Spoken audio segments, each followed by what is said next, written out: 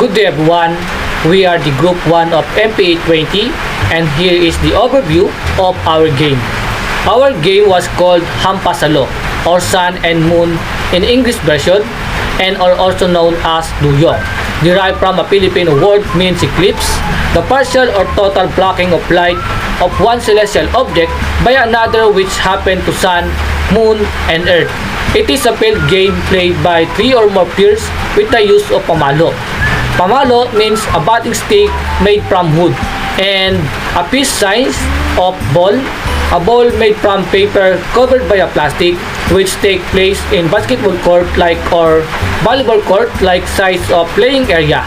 It was created and invented on May 18, 2022 by a group of prepared students from Nueva Ecija University of Science and Technology, namely Max Edward Ramos, Daryl James Osmeña, Tristan Cornes, Joshua B. Huerta, Alexa Nicole Agtuca, Angelica May Sibuma, and Catherine Joy Sapra, with the concept inspired on how the sun and moon collides in an eclipse of Duyong.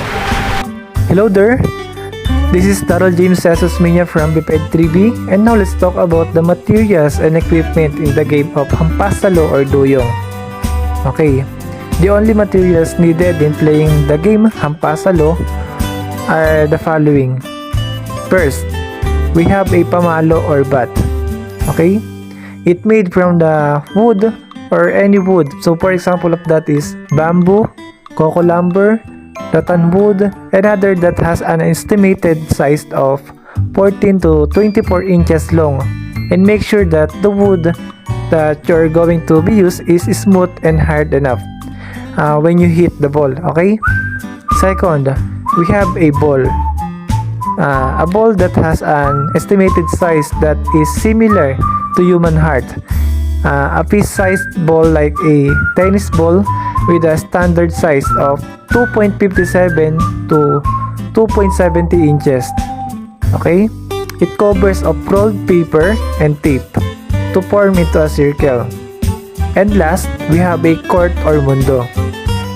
Court or mundo, basketball or volleyball which has a dimension of 91 feet or 91.86 feet long, or any wide area that you can play this game.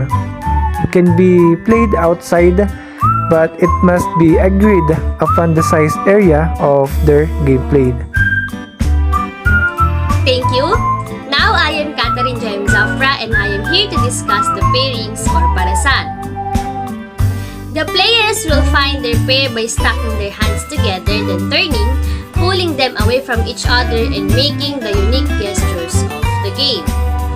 The one who will match the same gesture with other player will be his or her partner or kapares. So these are the gestures to be used in finding the pair or the kapares each player. So first we have the apoy. Next we have the hangin, tubig, at lupa. Noong una, ginamit namin ang isa sa mga common and usual na hand gesture sa pagpili ng magiging kakampi or kapare sa isang laro, which is yung sa itim or sa puti. But then, naisip namin na since gumagawa na kami ng bagong laro, gumawa na rin kami ng bagong hand gestures na naging in or naging patok sa generation ngayon.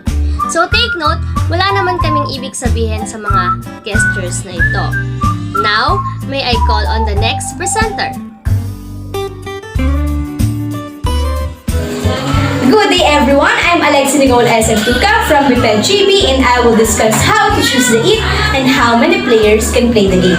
After the pairings or the paresan, the next step is choosing the it. So in choosing it, you and your partner will decide who will be the hitter or the araw and catcher or the buwan. And after deciding, the chosen hitter or araw will throw the pamalo or the daksipatpa. Ihahagis yung pamalo kagaya ng paraan ng paghagis sa javelin throw.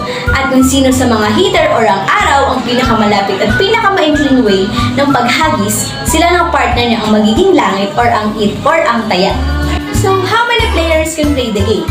So, HAMPASALO is a team game in which can be played no less than 3 pairs. So, pwede rin itong laruin ng 3 o higit pang mga pares. And for the next rules and regulation, may I call on the next presenter.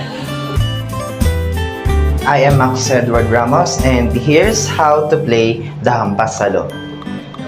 The role of the langit is to be the one who instructs the araw when to strike the bulalakaw sa pagsigaw ng salita na HAMPASALO, just like counting 1, 2, 3, go! The other langit's role is to get all the bulalakaw that the buwans did not catch. The life of the araw is limited only to 3 strikes. So, 3 beses lang siya pwedeng pumalo. At kapag hindi niya natamaan ang bulalakaw sa 3 beses, gamit ang daksipatpat, ganon din sa buwan, which is limited lang din sa 3 beses lang siya dapat magkamali na hindi niya masalo ang bulalakaw. So, if that happens, then, both of them, langits will take over the position of that araw and buwan. Fortunately, as long as you're hitting the bulalakaw, basta natatamaan mo o nadadaplisan, you will continue to move. But not striking the bulalakaw for 3 times will cause you not proceed stepping. Hi everyone, I'm Angelica May A. Sibuma, and this is the explanation number 3 on how to play the game that our group invented. To play this game is very easy.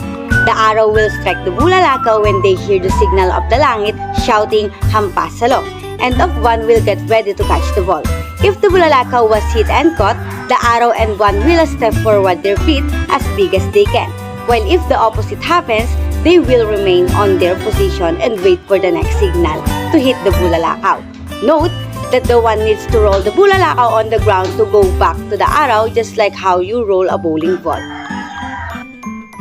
And for the number 4, if the langit receive consecutive 3 strikes failure for the one person, and the other one will stay and remain as the langit until the end of the game. So for the last one, the first partner to get to the center line, called Ecuador or Equator, will hold their hands and they will shout Duyong. And that team or that partner will be declared as a winner. So that's all. Thank you. Ito ang playing area ng HAMPASALO. So it can be a basketball court or a volleyball court. Ito ang way ng pagpili ng mga partners. So kailangan ang dalawang magkamuka ng hand gestures, sila yung magka-partner.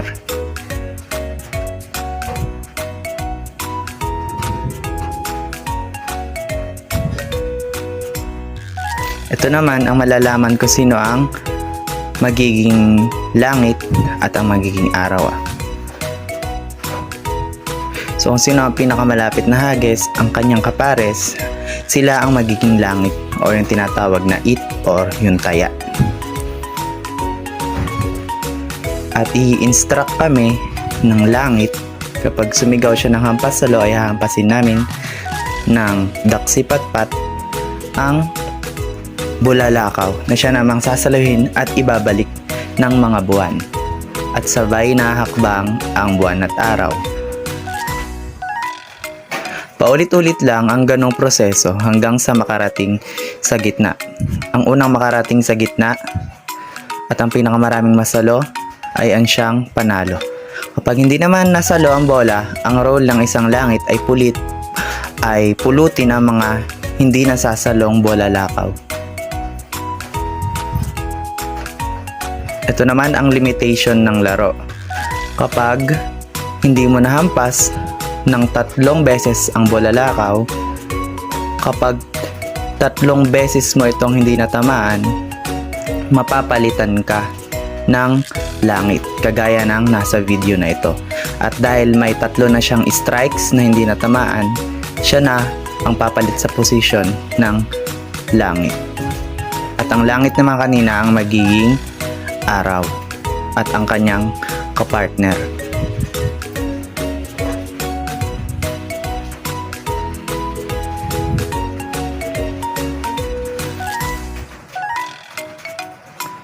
At sa pagtatapos ng laro, ang nanalo at ang huling makasalo ay sisigaw ng Duyong o ang ibig sabihin ay eclipse at sila ang tatanghaling panalo.